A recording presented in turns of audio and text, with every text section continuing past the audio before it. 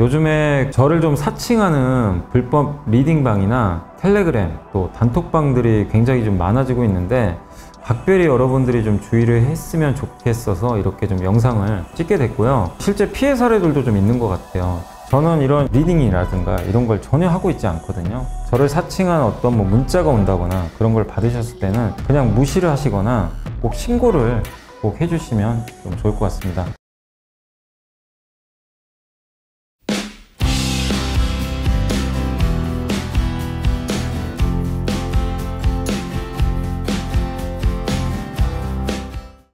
네, 안녕하세요. 염수강의사입니다. 자, 2024년 3월 28일 시장 함께 읽기 시작하겠습니다. 제가 좀 목 상태가 좀 안 좋긴 한데 좀 이해해 주시면 좋겠고, 이렇게 아픈 건 아닌데 좀 목이 중간중간 좀 약간 이제 이렇게 마른다 그러죠.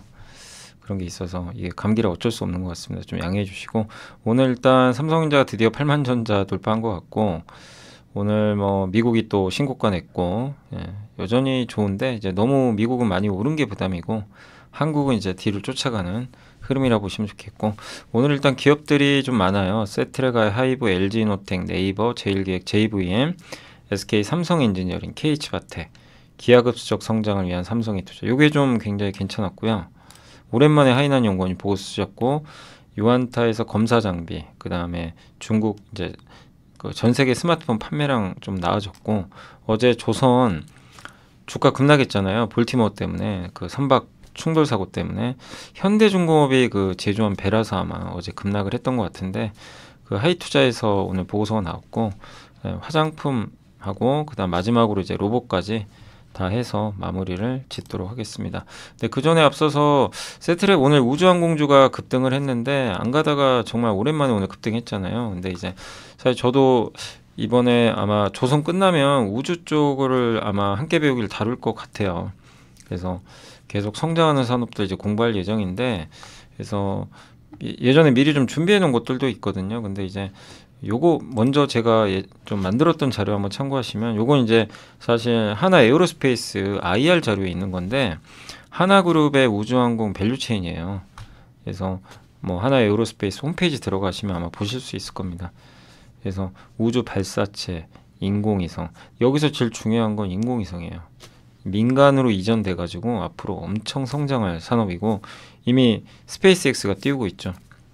그래서 이런 데 관련된 기업들을 좀 잘 보시면 좋을 것 같고, 여기 하나그룹이 제일 앞서가죠. 근데 이제 발사체를 하나 에어로스페이스가 하고, 이 인공위성을 하는 게 하나 시스템하고 세트레가이가 합니다.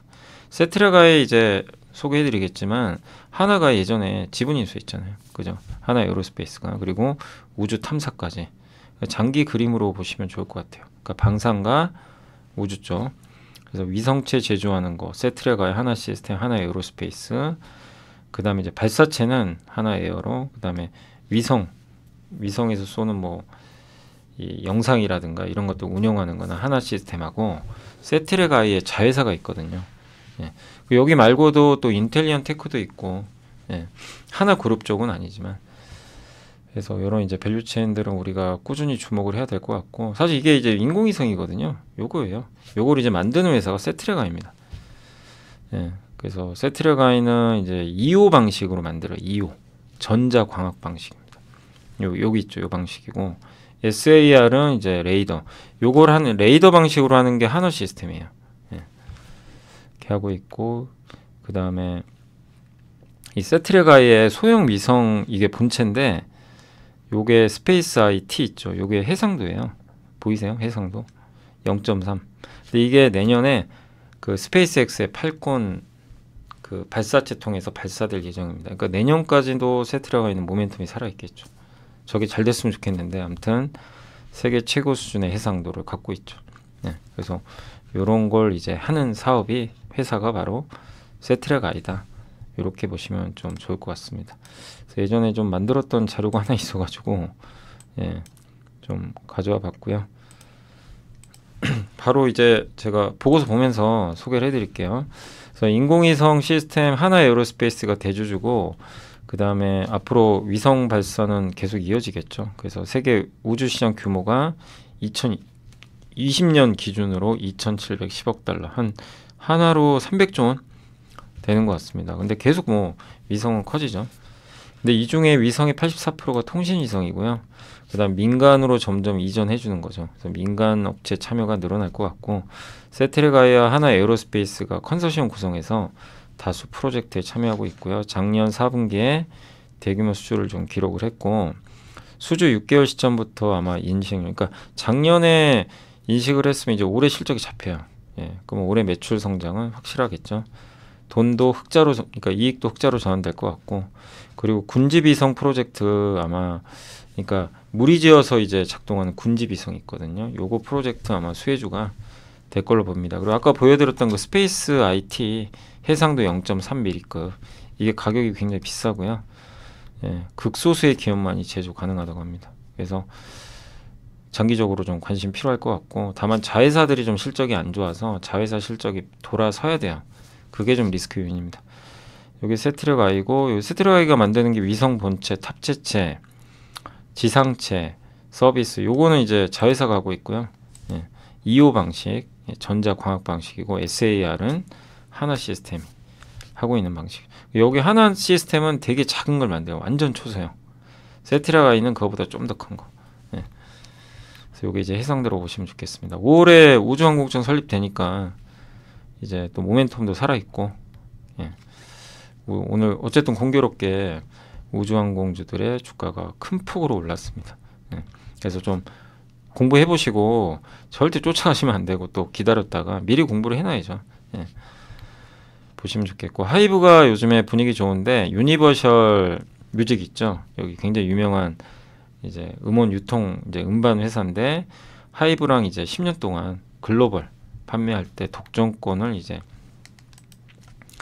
부여받았고요.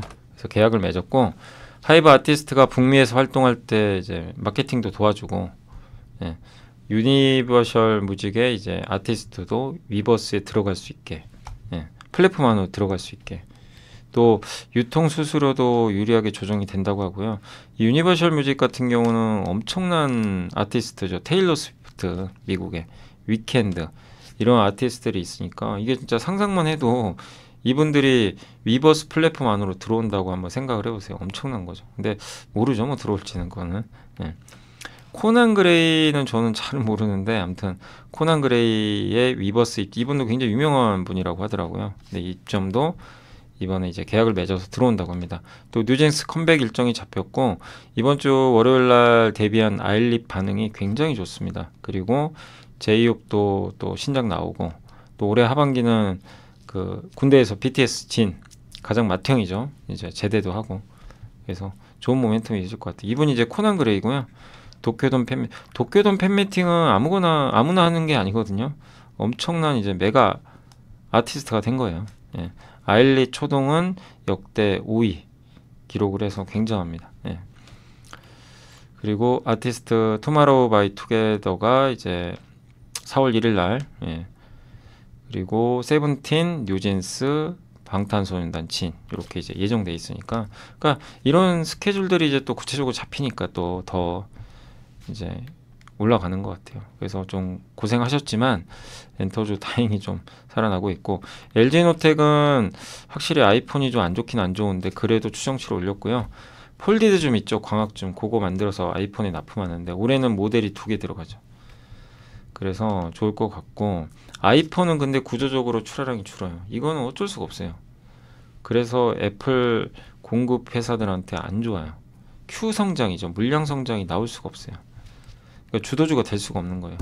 주도주는요, 물량 성장이 일단 나와야 돼요. 이게 잘 팔려야 돼요. 아이폰이 계속 잘 팔리면, 계속 성장하면 좋은데, 그 시대는 끝났죠. 아이폰이 이제 팔릴 건 다 팔렸거든요. 그래서 그게 좀 어려운 거죠. 마치 그 가전제품처럼. 네, 교체 수요가 있는 거죠. 그래서 애플 주가도 부진한 거고. 예. 근데 다행인 건 이제 LG노텍 입장에선 카메라 모듈을 납품하는데 폴디드 줌이 또 들어가요. 프로 맥스만 들어간 게 아니라 이제 프로에도 언젠간 다 들어가겠죠. 4개 모델에. 그러니까 이거는 LG노텍의 어떻게 보면 Q 성장을 이끌 수 있는 동력이죠. 그리고 단가도 비싸요. 예. 그래서 LG노텍한테 조금 나은 부분 아닌가. 그래서 지금 주가도 역사적 밴드 하단이고, 어차피 6월 10일 날 또 개발자 회의 열리니까 그걸 기대하면서 좀 기다려보자 라는 의견을 저도 드리고 싶습니다. 그러니까 더 나쁠 건 없는 것 같아요. 네이버도 이제 어제 한번 그 중국의 공습이라는 그 알리나 테무 보고서 보여드린 것처럼 요새 좀 어렵지만 일단 김현웅 연구원님은 긍정적인 의견을 제시해 주셨고 검색도 예년 수준의 성장률 전망을 유지하고 있고 한마디로 폭발적 성장은 아니에요. 근데 꾸준하게 이익을 늘리고 있고 약간 가치주가 된 느낌도 있는데 어쨌든 돈은 잘 벌고 있어요. 네, 그 성장률이 둔화되니까 주가 못 가는 거죠, 잘. 네. 디스플레이 광고, 예, 화면 앞쪽에 띄우는 뭐 배너 광고 같은 거 잘 안 됐죠. 근데 이거를 이제 홈페이지 같은 거나 이 모바일 쪽에 그런 화면들을 개선하면서 조금 이 접속되는 그 숫자가 늘어나고 있다고 합니다. 그 연내 모바일의 Q 검색이 뭐냐면 인공지능 검색입니다. 지금 이 우리가 PC에서는 할 수 있는데 모바일로도 이제 요거를 적용한다고 합니다. 그럼 더 이제 트래픽이 올라가겠죠. 또 커머스도 중국의 공세가 심하지만 어제 설명드린 대로 너무 막 그걸 우려할 정도는 아니거든요. 또 카테고리도 다르고 하니까. 웹툰은 이제 영업이익 흑자 전환을 작년에 했고요. 예, 올해 이제 미국 상장이 있어서 어떻게 좀 전개될지 한번 봐야 되겠고 국내 광고 커머스 이쪽 사업부가 계속 우리가 좀 이쪽 좀 안 좋은 거 아닌가 주가 빠지는 거 보면 근데 그게 아니에요. 이익률이 30%가 계속 넘어요. 예. 여기도 아마 28%일 겁니다. 그러니까 계속해서 이렇게 높은 이익률을 유지하고 있거든요. 그러니까 경쟁력의 해소는 아니에요. 근데 이제 성장이 둔화돼서 그런 거죠. 그래서 네이버를 우리가 이제 주가만 보면 답답하고 뭔가 회사 문제 있는 것 같고 그러지만 사실 뭐 문제 될 건 없습니다. 돈 잘 벌고 AI 지금 준비 잘하고 있고 데이터 많이 있고 근데 뭘 보여줘야 되는데 AI에서 뭔가를 보여줘야 되는데 아직 안 보이잖아요. 네, 그래서 좀 주가는 시장에서 이제 소외받고 있는 거죠.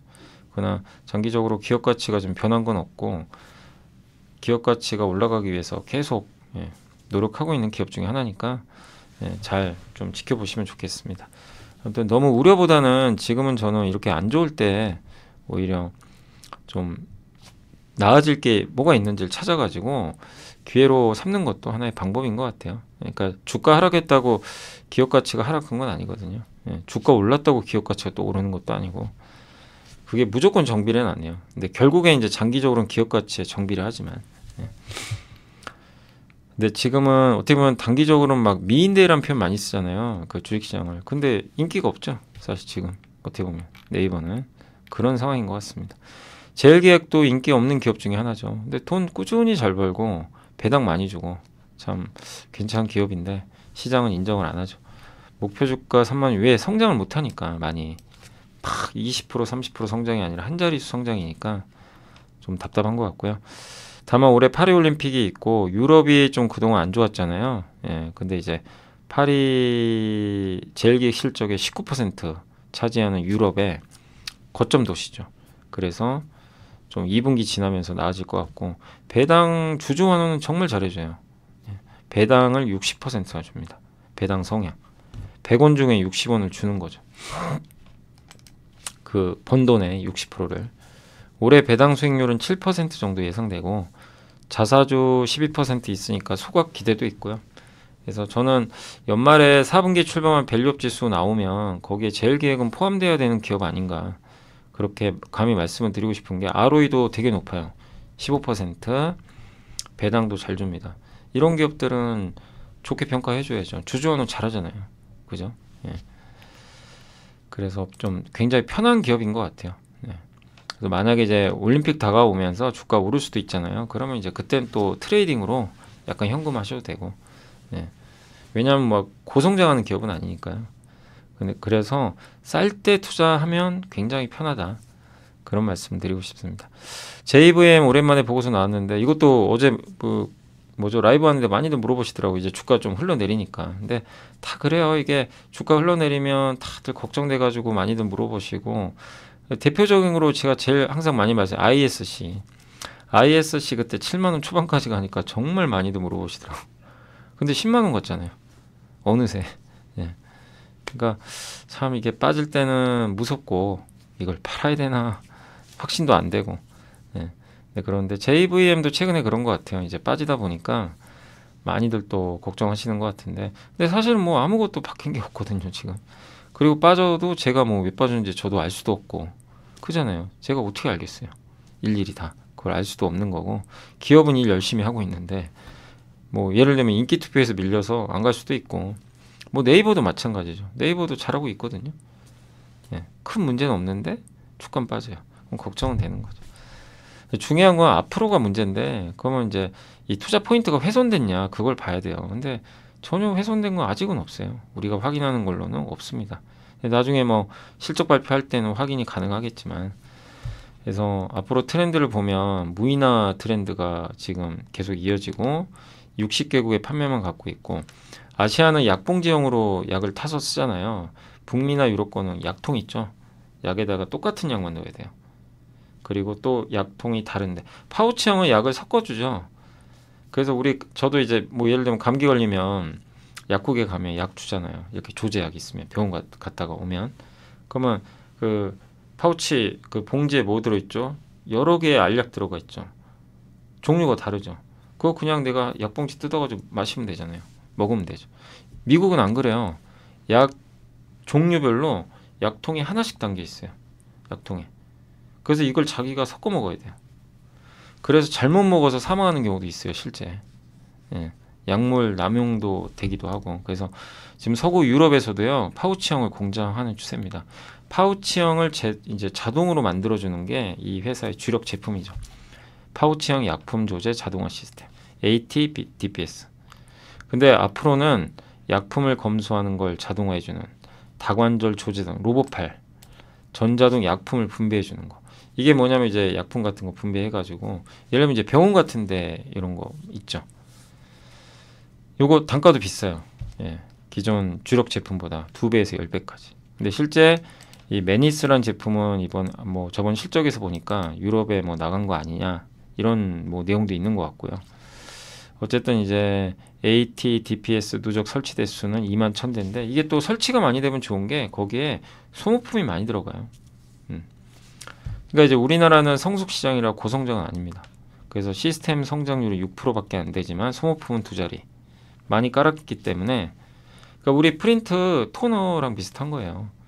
회사에 프린트가 많이 깔려 있으면 토너 계속 주기적으로 교체해 주죠. 그런 거죠. 그래서 우리나라에선 교체 수요, 이 소모품, 거기다가 시스템 교체. 약국은 1,500개가 매년 이제 개업하고 폐업한대요. 그러니까 안정적인 뭐 수요는 있는 거고, 해외는 아직까지 침투율이 낮으니까 해외가 고성장을 하겠죠. 이제 점점 확산되겠죠. 그래서 조제 장비 침투율이 10%, 이게 그래서 매력이 있다는 거예요. 해외가 아직은요 침투율이 요거밖에 안 돼요. 그럼 그 이상의 침투가 가능하니까.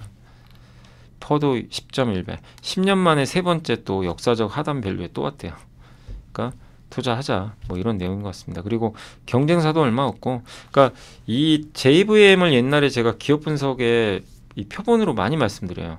일단 기본적으로 비즈니스 모델, 무인화에 딱 적합하죠. 인구 구조 감소하고 인건비 줄여주고, 예. 그 다음에 약물을 오남용할 수 있는 미국의 시스템, 이런 것들을 방지해주기도 하고, 예. 침투율이 낮아요. 예.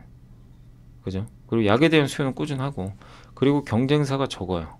일본에 3개 업체밖에 없는 걸로. 옛날에 제가 공실 찾아보니까, 그러니까 이제 크게 경쟁할 플레이어도 많지 않고, 그리고 이번에 또 아마존이라는 새 고객사를 확보했죠. 작년에 한번 화제가 됐죠. 아마존의 그 약사분 같은데, 아마존이 약 배송 서비스 하잖아요. 거기에 그 뒤쪽에 이 JVM의 요 장비 있죠. 조제 장비가 딱 뒤에 있는 거예요. 그래가지고 한번 난리가 난 적이 있었죠. 예, 근데 이번에 일라이릴리가 아마존의 약국 배송 서비스도 위탁을 했어요. 세계 1위 거의 시총 제일 큰 회사가, 제약회사 중에. 그러니까 주가만 보지 마시고 가치를 보시면 좋을 것 같습니다. SK는 오랜만에 보고서 나왔는데 목표 주가 올렸고요. 네, 뭐 하이닉스 주가 오른 거 좀 반영해야 된다. 이제 실적 좋아질 텐데 지분율을 간접적으로 반영하지만, 어쨌든 SK스퀘어가 지분율이 낮기 때문에 연결로는 반영되지 않고 지분법으로 반영은 되는 거죠. 근데 워낙 돈 벌 때는 15조 원, 내년에 한 20조도 벌 수 있어요. 하이닉스 지금 분위기는. 예. 그러면 이제 SK 지배주주 순이익은 당연히 좋죠. 다른 모든 관계에서 합쳐도 하이닉스 하나를 이길 수가 없어요. 예. 워낙 벌 때 크게 보니까. 그리고 업황 개선, SK 실트론 웨이퍼 만드는 회사였죠. 이게 안 좋았는데 작년 3분기에 드디어 바닥 찍고 실적 좋아지고 있고, 하이닉스로부터 로열티도 받아요. SK 이제 브랜드 사용료죠. 또 여기에는 안 나와 있지만 SK가 SK 머티리얼즈 합병했잖아요. 우리나라 1등 소재 기업, 반도체 소재. 지금은 아마 기억도 못 하겠지만 작년에 그 미래에셋의 김영건 연구원님이 보고서 쓴 거 기억나세요? 제가 한번 소개해드렸는데 작년 9월인가 10월에 그때 한참 막 SK 주가 막 15만 원, 14만 원 할 때 너무 부진해가지고 이런 모멘텀도 있다. 예. 그래서 반도체, 근데 그 후로 뭐 주가가 물론 반도체로 꼭 간 건 아니지만 사실 밸류업으로 갔었죠. 근데 어쨌든 그 SK 머티리얼즈 소재 사업도 있고 그게 어디 도망간 거 아니거든요. 또 SK CNC라는 IT 서비스 회사도 합병을 했고, 그래서 AI 쪽도 있고 SK 이노베이션도 더 나쁠 게 있을까요? SK 온도 바닥 갔고, 그다음 정유 가치는 아예 인정도 안 하는데 정유 사업 하잖아요. 정유가 어디 도망간 것도 아니고. 그러니까 그런 걸 본다면 지금 뭐 좀 힘드시죠. 힘드시겠지만 네, 아무튼 좀 잘 버텨주시면 좋겠고, 지금 주가는 좀 할인된 것 같고, 아무튼 남은 건 SK 경영진들이 요즘에 이제 SK가 워낙 투자를 많이 해놓다 보니까 자본 배치를 다시 하려고 하는 것 같아요. 그러니까 그건 좋은 건데 잘해야죠. 전략적으로 버릴 건 버려야 돼요. 예, 과감히 버릴 건 버리고 잘 될 수 있는 쪽은 집중적으로 육성을 더 하고, 예, 이 교통 정리를 이제 할 것 같은데 결과물이 나오겠죠. 그래서 아마 그걸 좀 잘해 주셨으면 좋겠습니다. 자, 삼성 엔지니어링은 이제 목표 주가 유지했고, 사우디 요거 가스 프로젝트 아직 계약 체결은 아니고 거의 우선 협상자 같더라고요. 그래서 요거 되면 확률은 높죠. 상반기에 10조 달성. 연내 추가 수주들 이렇게 있고, 인도네시아 하고 말레이시아 요 두 개만 따도 18조 가능하다고 합니다. 또 수소 프로젝트도 말레이시아에 있고요. 되게 많아요. 많은데 그 중에 이제 한두 개만 따내도 이게 확 올라오는 거죠. 그리고 친환경 플랜트 사업도 이제 추진 중에 있고, 국내 유일한 해외 EPC, 그러니까 설계부터 자원 조달해가지고 시공까지 하는 이 턴키 서비스하는 국내 유일 업체죠. 해외만 하는. 예. 왜냐하면 DLENC나 GS건설, 현대건설도 EPC가 맞는데 국내에서 주택도 하니까 순수 업체는 아니죠.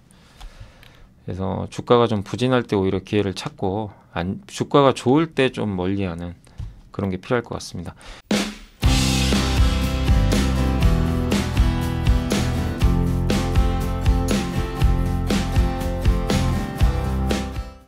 KH바텍도 오랜만에 보고서 나왔는데 힌지 있죠. 그 경첩이라 그러죠. 그 폴더블 폰 이렇게 접었다 펴는 그거 매출이 좀 부진하지만 지금 폴더블 폰이 팔릴 시기는 아니잖아요. 많이 IDC, 그러니까 뭐냐면 이 스마트폰 뒷면에 케이스 있죠. 케이스, 이게 메탈, 예, 이 티타늄 소재를 공급을 했어요. 삼성전자에. 그래서 매출이 늘 걸로 보이고, 그 다음에 이제 자동차에 들어가는 이제 배터리를 이렇게 좀 충격에서 보호해주는 브라켓 같은 거, 그런 거를 하고 있는 걸로 알고 있는데, 어쨌든 힌지가 제일 높고요. 그래서 폴더블이 제일 중요해요. 뭐 자동차도 좋지만 핵심은 폴더블입니다. 국내에서 매출이 들어야 돼요. 그거랑 저 티타늄 소재. 지금 이제 애플 아이폰하고 갤럭시 S 최상급 모델이 티타늄 들어갔는데 그게 중저가 폰에도 앞으로 들어갈 수도 있어요. 그래서 지금은 주가 그동안 굉장히 안 좋았잖아요. 그래서 이미 다 빠졌고 앞으로는 좋아지는 쪽, 이런 모멘텀들 보면서 기다리시면 좋겠습니다. 아무튼 이 저가형 폴더블 폰을 삼성이 출시하면 급등할 거예요. 주가가. 근데 아직은 저건 몰라요. 지금 비싸잖아요, 폴더블. 근데 중저가형으로 내놓겠다고 하면 한번 오를 겁니다. 근데 그거를 좀 가능할지는 제가 알 수가 없고, 네. 그러니까 주가가 오를 모멘텀은 아직은 없어요. 근데 저런 게 생겨야 올라가는 건데 그러면 또 분위기가 바뀌겠죠. 그래서 그랬으면 좋겠지만 아무튼 좀 기다려 봐야 될 것 같고, KB증권의 하이난 김지훈 연구원님은 이제 기하급수적 성장, 그러니까 아지마자르의 2040 위대한 격차의 시작, 이게 책이 있는데 기업은 선형적으로 성장을 해요. 예. 근데 거기 1인자는 언제든지 2인자로 밀려날 수 있대. 대표적으로 누구예요? 이마트, 어제 말씀드렸죠. 방심하다가 변화의 속도에 대한 예측 실패도 있겠지만 예측을 해도요, 이 거대한 조직은 못 바꿔요. 의사결정하기가 쉽지가 않아요, 빨리.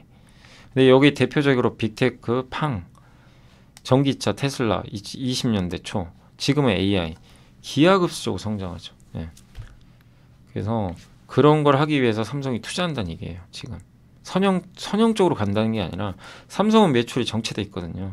그래서 이제 삼성도 투자를 많이 할 것 같고 조직 개편을 했고 이들이 가리키는 방향 모두 투자고 현금도 확보 많이 해놨어요. 별도 6조 원밖에 없는데 계열사 그러니까 ASML 지분도 매각했고 삼성 디스플레이가 배당해서 한 6조 들어온대요. 10조 가까이 현금 생겼고 CEO도 CES에서 대형 M&A 하겠다. 그 다음에 200개 이상의 스타트업에 투자하고 있다. 이렇게 언급을 했고 그래서 이 중에서 IT, AI, 데이터 센터, 사물인터넷, 바이오, 전장, 로봇, 위성통신 이런 거를 좀 관심 갖자. 이런 내용인 것 같고 삼성의 투자로 크게 주목했던 분야가 작년에 로봇과 반도체 후공정 기억하세요? 하이난연구원이 로봇과 후공정 많이 말씀해 주셨죠. 기억나시죠? 그래서 후공정 봐야 된다. 22년도 자료입니다. 저는 아직도 기억이 나요. 그 자료가. 그래서 그때 후공정이 누구예요? 한미반도체죠. 뭐 인텍플러스 이런 기업들이죠. 후공정 하는 회사. 네. 실제로 한미는 뭐 10배 올랐죠. 로봇도 괜찮았고. 근데 제가 이제 여기서 보면서 느낀 건 올해는 여기를 보래요. 여기 위성통신. 요거래요, 요거. 네. 그러니까 뭐 전장도 있고 다 많은데 또 최근에 독일 컨티넨탈 뭐 인수. 로봇은 이미 반영했죠. 이미 다 하고 있잖아요. 로봇보다는 이제 위성통신 쪽이고 이쪽을 좀 주목하자. 특히 삼성 이재용 회장이 올해 6G 연구하는데 올해 갑자기 한번 갔다 왔잖아요. 연초에. 요게 이제 우주항공과 관련이 있는 거죠. 그래서 큰 분야는 반도체와 바이오 투자는 계속 할 거고 좀 규모가 크지 않은 쪽에서는 위성 그리고 전장 쪽은 삼성전기가 대안이다. 이런 내용입니다. 기업은 이렇게 선형적으로 이렇게 모델에서 1등을 달리지만 어느 순간 기하급수적으로 성장하는 기업이 나타나면 2등으로 밀려나기도 해요. 이게 어디죠? 쿠팡이죠. 쿠팡이 막 그냥 돈 투자해가지고 물류망 확보하고 1등 해버렸죠. 그런 거죠. 그러니까 방심하다 가는 겁니다. 훅 가는 거고 그래서 이런 이제 기하급수적 성장을 하기 위해서 투자를 하는 거죠. 예, 엔비디아가 그랬던 거고 그러니까 삼성도 그걸 준비하고 있어요. 예, 그래서 거기서 아이디어 얻자 이런 내용이고 자 그리고 검사 장비는 검사를 해서 이제 뭐 우리가 판별하는 거죠. 그래서 비전 검사, 엑스레이 검사가 전체 60% 정도 차지하는 비전 검사는 외관 있죠. 외관하고 엑스레이는 이제 엑스레이로 안을 보는 거죠. 그게 제일 크다고 합니다.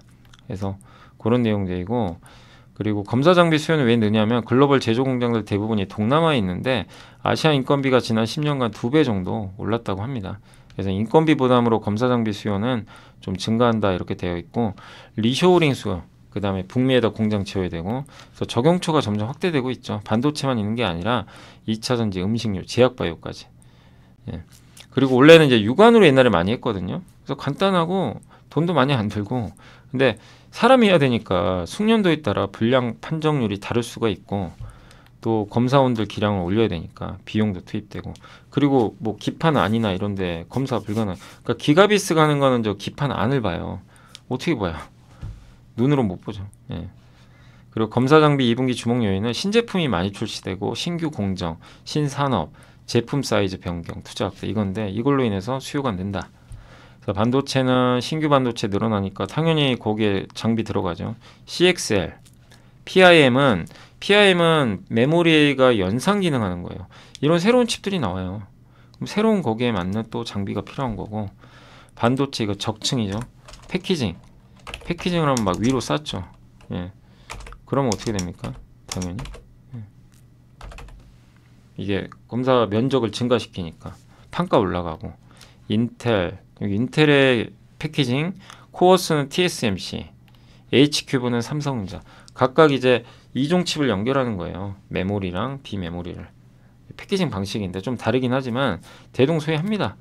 방향성 자체는 3D는 이제 칩을 그냥 위로 쌓는 거고 그리고 인텔은 미국만이 아니라 유럽에도 다양하게 투자 진행 중에 있고 TSMC, 삼성도 여전히 투자하고 있고 그래서 이런 이슈들 때문에 결국 검사 장비 시장은 성장한다.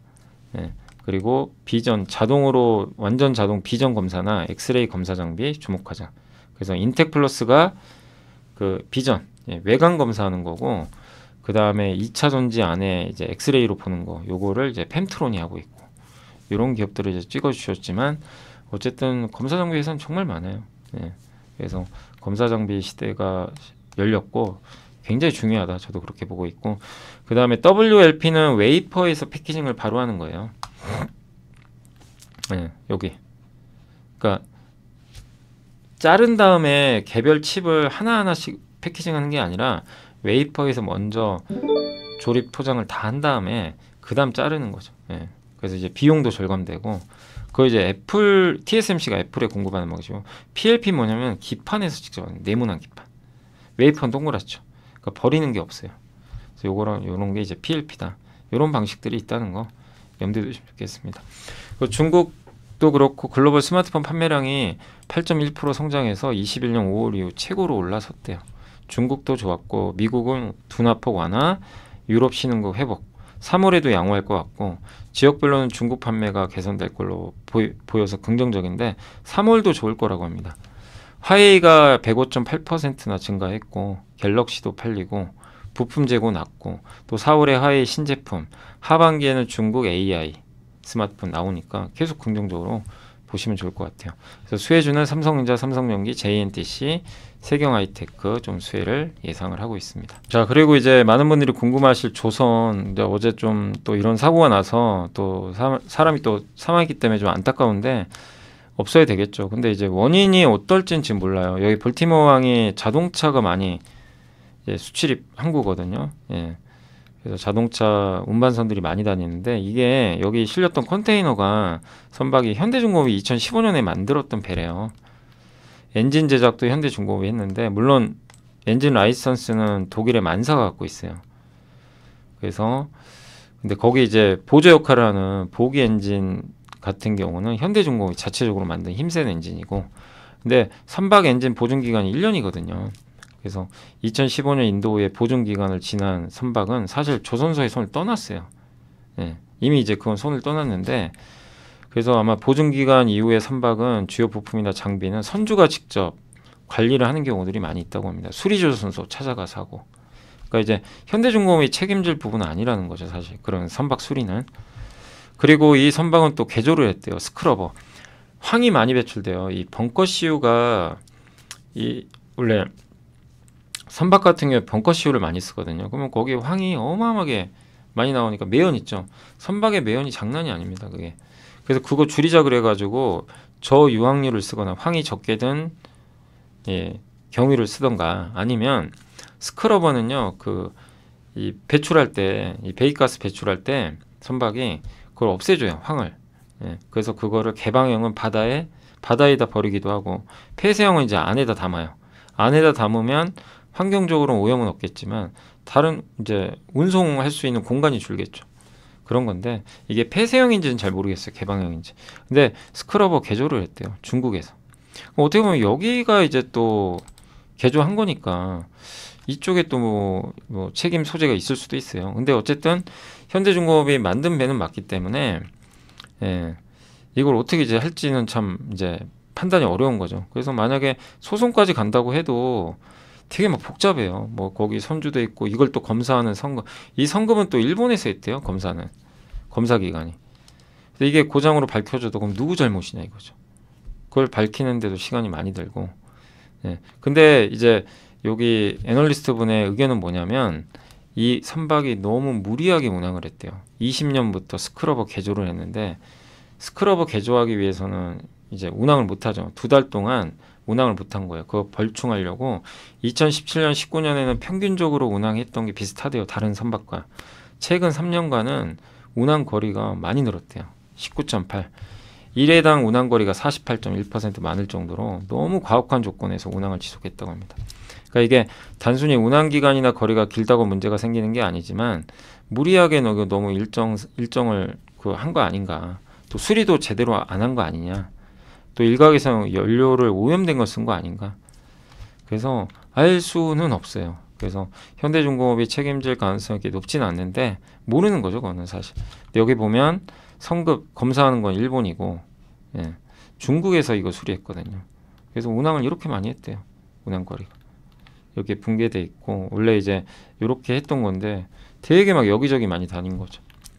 근데 이거 혹시 기억나시겠지만 21년도 수에즈 운하에서 에버기브너 아세요? 넘어져가지고, 그것도 스크러버가 있는 배예요. 개조한 거죠. 지금 이것처럼. 예. 그래가지고 그 수에즈 운하 통과할 땐요 스크러버 꺼야 돼요. 왜냐하면 개방형은요 바다에다 그 황 물질 있죠, 버려야 되거든요. 오염되죠 바다가. 그래서 수에즈 운하 할 때는 개방형 하지 말라 그랬어요. 가지 말라고. 그래서 이제 그거 안 쓰다가 이제 아마 엔진에 뭐 문제 생겨가지고 아마 엎어졌지 않았나, 뭐 그렇게 추정도 하던데, 어쨌든 둘 다 공교롭게 스크러버 선박들이니까 이거는 결국 친환경 LNG 연료 쓰란 얘기예요, 한마디로. 그래서 그런 부분에 있어서는 뭐 발주중과도 한번 생각해 볼 수 있는데, 그러나 어쨌든 우리가 이걸 보고 뭐 무조건 악재다 이거보다도 일단 좀 지켜보자. 그러나 한국 조선사가 책임질 가능성이 그렇게 높지는 좀 않지 않나 생각은 하고 있습니다. 그리고 NH에서 나왔던 보고서는 화장품, 신형 이커머스, 전자상거래 채널들 약진은 중국도요 온라인으로 많이 하고, 특히 스킨케어, 뭐 인디 브랜드 이런 게 잘 나가고 있습니다. 그리고 우리나라 화장품 수출이 7.5% 늘었는데 중국은 줄었지만 중국 비중이 여전히 높아요. 그럼 어디가 잘 된 거예요? 중국 외의 지역이 엄청나게 잘한 거죠. 예. 그래서 미국이 68%나 수출이 늘었습니다. 1, 2월. 올해 3월 1일부터 20일까지도 미국은 46%, 중국은 급감. 한마디로 미국이에요, 성장은. 예. 그리고 판매업자는 많죠. 31,524개의 화장품 판매 회사가 있는데 이게 계속 늘고 있거든요. 연평균 17%. 근데 제조하는 회사는 얼마 안 돼요. 제조 회사는 적고, 그럼 ODM이 좋다는 얘기예요. 브랜드 많은데 만드는 회사가 적으면 ODM은 수주가 늘어나겠죠. 이게 우리나라 전체 화장품 수출액은 좀 정체돼 있죠. 근데 중국은 줄고 일본도 늘었다 약간 유지, 미국은 고성장. 그러니까 미국 비중이 높은 기업들이 좋을 수밖에 없는 거고요. 만드는 회사는 적고 판매 회사는 많죠. 그래서 ODM 관련주 계속 보시면 좋겠고, 미국 비중 높은 기업들 잘 한번 보시면 계속 좋을 것 같습니다. 그런 데이터고, 마지막으로 이제 로봇 관련해서는 이제 이거 이제 남은 부분은 그렇게 많지는 않고요. 예, 전통 산업용 로봇 보급량이 증가하던 초기 로봇 시장은 과거 자동차 시장이 보았던 성장과 닮아 있다. 포드가 컨베이어 벨트 도입해가지고 대량 생산이 가능해졌잖아요. 예, 그리고 가격 낮아졌고, 전통 산업용 로봇도 그 궤적을 따라갔대요. 예, 그래서 가격이 낮아지면서 대중화됐고, 지금 이제 협동 로봇 시장이 이제 열리겠죠. 아직은 침투율이 한 5%밖에 안 되지만 여기 전기차 시장이 처음 나온 거랑 비슷하대요. 당시에 테슬라 등장하고 나서 이제 분위기가 바뀌었죠. 그래서 협동 로봇 시장도 그렇게 좀 나중에 커지지 않을까. 그래서 우리가 봐야 될 건 협동 로봇이 일단 가장 크게 성장할 수 있는 걸 염두에 두시면 좋겠고, 그 다음에 이 협동 로봇은 지금 이동을 해야 되는, 그러니까 협동 로봇은 이동하기가 어렵거든요. 예, 그 자리에서 이제 팔 같은 거 움직이는 거잖아요. 근데 AMR, 완전 자율 이송 로봇 있죠. 요거랑 부착을 하면 움직일 수가 있어요. 그래서 유니버셜 로보틱스 인수했던 테라다인이 덴마크 소재 AMR 기발 기업 미르를 또 자기 또 자사 사업부로 두고 있대요. 레인보우 로보틱스는 자체적으로 그걸 개발했다고 합니다. 두산 로보틱스도 이 공모 자금을 인수에 사용하겠다. 이 AMR 기업이 어디죠? T 로보틱스 같은 기업들, V1텍, 예, 이런 기업, 티라유텍 이런 기업들이죠.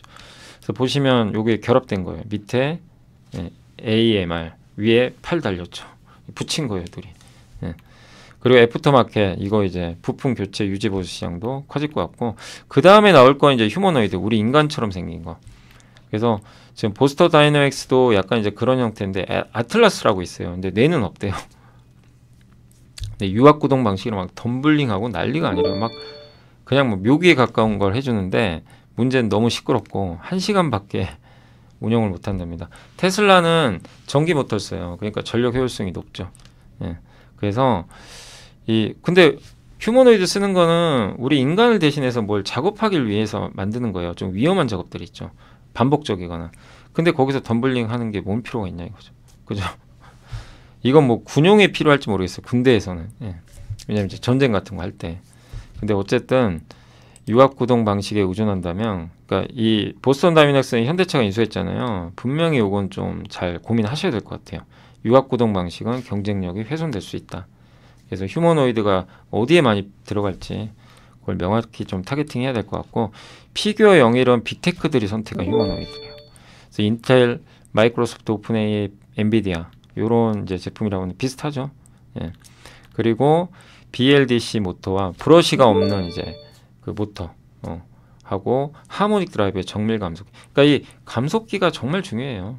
저거를 일본이 꽉 잡고 있으니까. 근데 SPG가 이제 국산했는데 일본을 얼마나 따라가느냐가 관건인 것 같습니다. 저거를 이제 어쨌든 내재화하는 게 필요하죠. 예, 요게 테슬라 제품이고, 그래서 어디에 많이 쓰이냐면 의장 조립 있죠. 의장 공정은 자동화가 안 돼 있어요. 프레스 차체 조립, 도장, 검사는 다 자동화되어 있는데, 그래서 이게 의장 공정 외에는 대부분 다 하는데 저거를 테슬라가 하려고 지금 만든 거죠. 옵티머스 투입하는 거는 저 자동차 공정이에요. 아마존의 인간형 로봇이 이렇게 가까운 거리 배송해주고 있고, 그래서 앞으로 이 시장 엄청 커집니다. 예. 그리고 마지막으로 이제 투자 전략 관련해서 협동 로봇은 어쨌든 두산 로보틱스가 당연히 탑픽이고, 예. 뭐 레인보도 있고요. 예. 근데 여기서는 이제 두산 로보틱스를 탑픽으로 꼽아주셨고, 물류 쪽에서 아까 AMR 있죠. 요 자율 이송 로봇은 T 로보틱스. 이미 SK온에 작년에 이제 공급했던 수주 이력이 있고요. 그거 하나 들어갔어요. 근데 앞으로 30개 생산 라인이 더 있어요. 그러니까 기대가 되고, SPG는 감속기. 우리나라에서는 드문 국산화 수혜주 중에 하나죠. 그래서 앞으로도 이런 좀 성장이 나올지 지켜보시면 좋겠습니다. 로봇 다 끝났고, 자, 그리고 실적 추정치는 아이패밀리 SC하고 크래프톤이 오늘 보고서에서 사행 조정됐으니까 참고하시고요. 내부자 매수는 어제 SK가스, 페노션 좀 주가 안 좋았지만 뭐 나쁘게 보실 필요는 없는데 업황은 괜찮거든요. 근데 페노션, 삼성전자 유병길 부사장이 또 사셨어요. 3억 원. 그리고 동원개발 황정윤 이사가 1.65. 근데 어제 그 아바코 공시에 있었잖아요. 요거는 수정해야 될 것 같아요. 이게 장내 매수로 돼 있어가지고 저도 소개해드렸는데 장내 매수가 아니에요. 정정 공시가 떴어요. 아, 근데 이제 공시 담당자분이 이런 건 좀 잘 해주셔야 되는데, 주식 매수 선택권이에요. 이거는 스톡 옵션이에요. 장내 매수가 아니에요. 회사가 준 거예요. 자기 돈으로 산 게 아닙니다.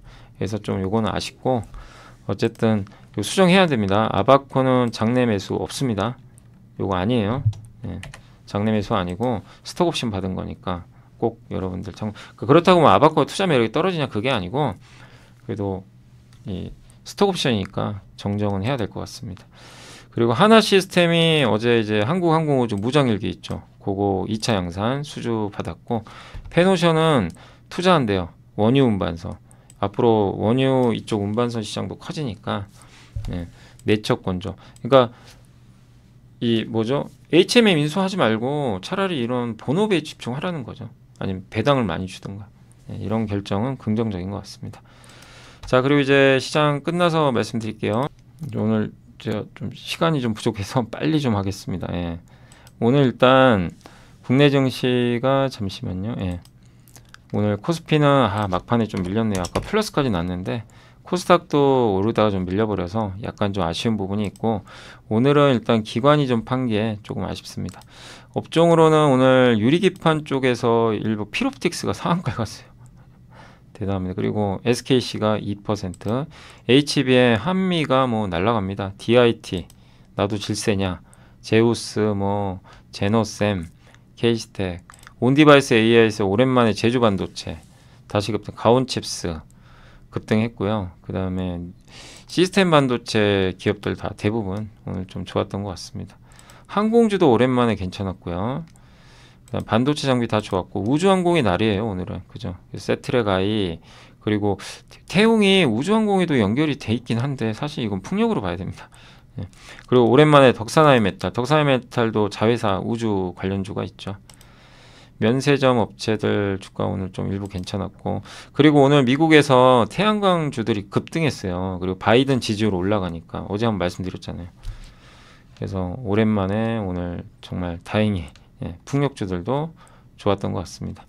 건설주도 오늘 삼성물산이 좀 분위기 좋았고요. 태양광은 미국만큼 못 갔지만 그래도 오늘은 반등에 성공했고, 아쉬운 건 미국만큼 좀 가주면 좋은데 미국은 막 10%씩 오르더라고요. 그리고 OLED 관련된 장비 회사나 일부, 근데 여기 V1텍은 그쪽은 아닌, 그쪽이죠. 예, 로봇 관련주죠. 약간 예, 물류 로봇. 근데 어쨌든 이쪽 관련주들도 오늘 좋았던 것 같습니다. 리튬주들도 오늘 좀 일부 엔캠이 올라갔고요. 다만 오늘 뭐 에코프로는 좀 빠진 것 같습니다. 카메라 모듈도 오늘 오랜만에 퓨런티어가 반등했고 LG노텍도 좀 반등에 성공했습니다. 다만 오늘 이제 야놀자 관련주 자동차는 오늘 좀 안 좋았어요. 예, 약간 좀 조정을 받았고 증권주 좀 부진했고요. 그래서 오늘은 일단 증시가 좀 빠지다 보니까 하락한 기업들이 좀 많이 나왔습니다. 웹툰주 또 정유업체들도 유가 조금 흔들리고 있고 네. 2차 전지가 오늘은 좋진 않았어요. 네. 2차 전지가 율촌화학부터 뭐 사마알미늄 또 최근에 많이 오르기도 했고요. 그래서 빠졌고 조선주는 어쨌든 아까 보고서 보여드렸지만 일단 오늘까지는 더 추가적으로 하락이 좀 나온 것 같습니다. 게임주들은 큰 변화는 없었지만 일부 기업들은 좀 빠졌고요. 네. 자 그리고 시가총액 상위 기업만 보고 마무리하겠습니다. 드디어 삼성전자가 8만전자 넘었고 KB금융, 삼성물산, 네, 한미반도체 오늘 급등했습니다. 그러나 이 오른 기업은 몇 개 없어요.